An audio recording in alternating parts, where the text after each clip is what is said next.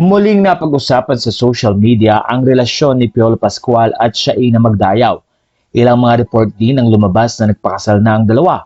Kaya naman marami ang natuwa at ang iba naman ay nalungkot dahil ilang mga fans ni Piolo at Casey ang patuloy na umaasa na magkakaroon parang second chance ang relasyon nila.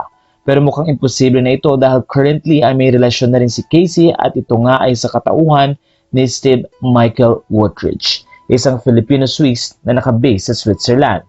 Dahil dito, lumabas din ang balitang secretly ay nagpakasal na di umano si Piolo at Shaina.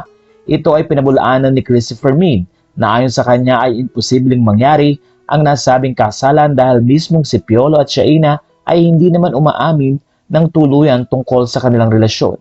Narito ang naging pahayag ni Christopher Min. Isang nagsusumigaw na fake news yan, huwag kang naniniwala. Yung relasyon nga nila hindi inamin ni Shaina magpapakasal pa. Ano to, lokohan? Kaya huwag po tayo agad-agad maniniwala sa lumalabas na kwento. Matatanda ang taong 2012 nang lumabas ang balitang nagde-date ang dalawa.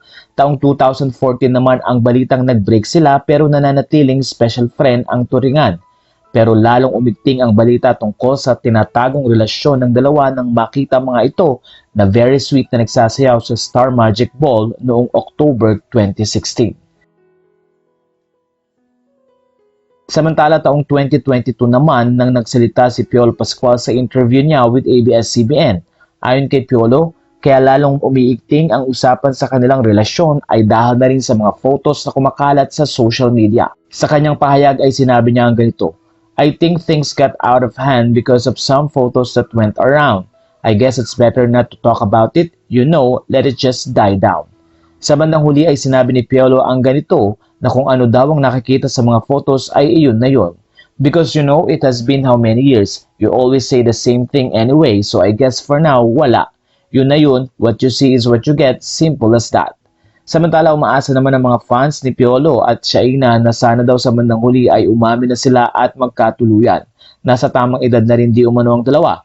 Tungkol sa issue ng balitang nagpakasal na ang dalawa ay wala pa naman silang naging pahayag tungkol dito.